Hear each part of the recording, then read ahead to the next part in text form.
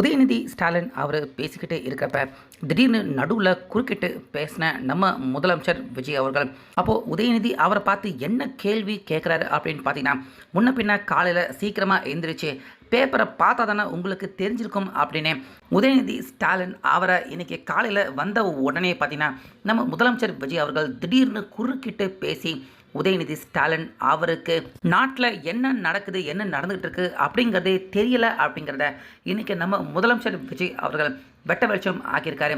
இதன் காரணமாக அனைத்து கட்சியினர்கள் எல்லாருமே சட்டசபைக்கு உள்ளே இருக்காங்க. எல்லாரும் முன்னாடியுமே ரொம்ப பெரிய அளவில் அவமானப்பட்டிருக்காரு உதயநிதி ஸ்டாலின் இன்னைக்கு. ஸோ அந்த வகையில் இன்றைக்கி சட்டப்பேரவையில் அதிரடியாக பல விஷயங்கள் நடந்திருக்கு. முக்கியமாக நம்ம முதலமைச்சர் விஜய் அவரை அவமானப்படுத்தணும் அப்படின்னு திட்டம் போட்டு வந்த உதயநிதி ஸ்டாலின் அவரை நம்ம முதலமைச்சர் விஜய் அவர்கள் எப்படி கையாண்டார் அப்படிங்கிற முழு விவரத்தையும் இந்த வீடியோவில் பார்க்கலாம். வீடியோவை ஸ்கிப் பண்ணாமல் பாருங்கள்.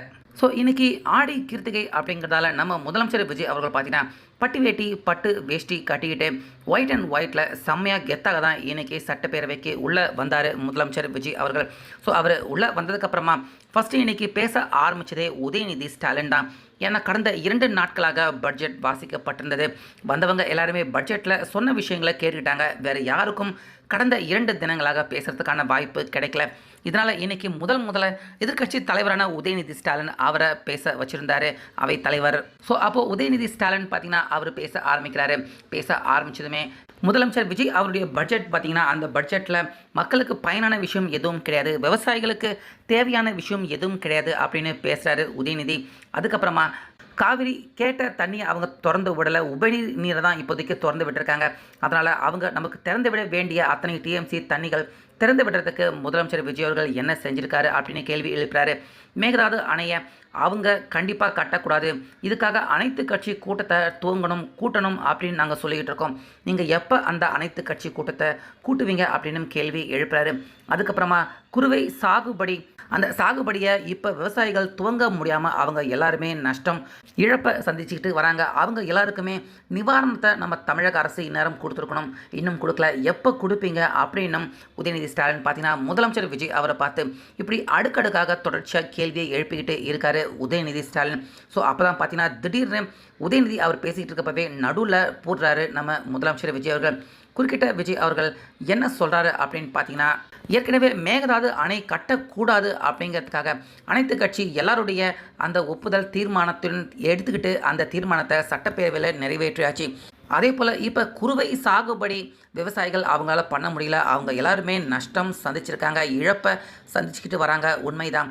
ஆனாலுமே அவங்க எல்லாருக்குமே ஏற்கனவே அதற்கான நஷ்ட ஈடு குறுவை சாகுபடி செய்யக்கூடிய விவசாயிகள் அவங்களுக்கான அந்த இழப்பீடு ஏற்கனவே தமிழக அரசு நம்ம முதலமைச்சர் விஜய் அவர்கள் நான் தந்தாச்சு.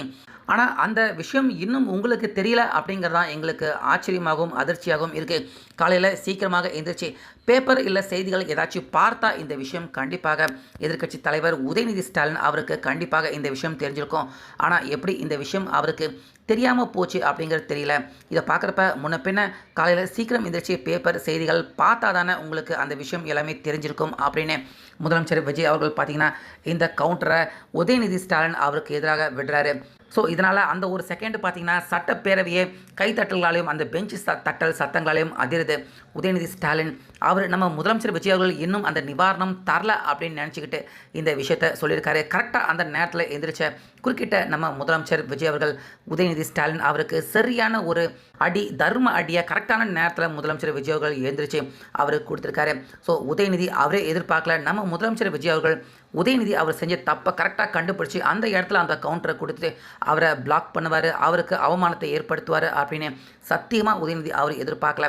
இந்த நேரத்தில் பார்த்தீங்கன்னா உதயநிதி ஸ்டாலின் அவரால் எதுவும் பேச முடியாமல் ஸ்தம்பிச்சு போய் முதலமைச்சர் விஜய் அவர் கொடுத்த பதிலுக்கு பதில் சொல்ல முடியாமல் வாயடிச்சு போய் எல்லாரும் முன்னாடியும் அசிங்கப்பட்டு நின்றுருக்காரு உதயநிதி. ஸோ அப்போது அங்கே நடந்த அந்த ஒரு சில காட்சிகள் இங்கே நீங்களே பாருங்களேன். அரசியலே நாங்கள் தான் அப்படின்னு சொல்லிக்கிறவங்களுக்கு இது எப்படி தெரியாமல் போச்சுன்னு எனக்கு தெரியல. முன்ன பின்ன பேப்பர் படிச்சிருந்தா நாட்டில் என்ன நடக்குதுன்னு தெரிஞ்சிருக்கும். 5 லட்சம் ஹெக்டேர் அளவுக்கு தான் குறுவை சாகுபடி நடந்திருக்கு. நீங்க ஸ்பெஷல் பேக்கேஜ் சொல்லி 134 கோடி அறிவிச்சிருக்கிறீங்க. அதை எத்தனை பேருக்கு கொடுத்திருக்கிறீங்க என்பதை இந்த அவையில தெரிவிக்க வேண்டும். ஏதாவது கணக்கெடுப்பு நடத்தியிருக்கிறீர்களா? இந்த குறுவை சாகுபடிக்கு அந்த நிவாரண தொகுப்பு பற்றி எதிர்க்கட்சியிலேருந்து கேட்டிருந்தாங்க. அந்த குறுவை சாகுபடிக்கு அந்த நிவாரணம் வந்து ஏற்கனவே கொடுத்தாச்சு, வழங்கியாச்சு. இது வந்து அரசியலே நாங்கள் தான் அப்படின்னு சொல்லிக்கிறவங்களுக்கு இது எப்படி தெரியாமல் போச்சுன்னு எனக்கு தெரியல.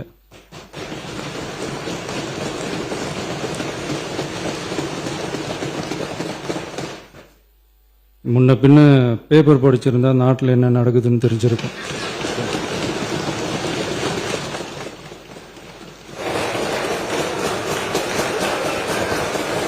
மாண்புமிகு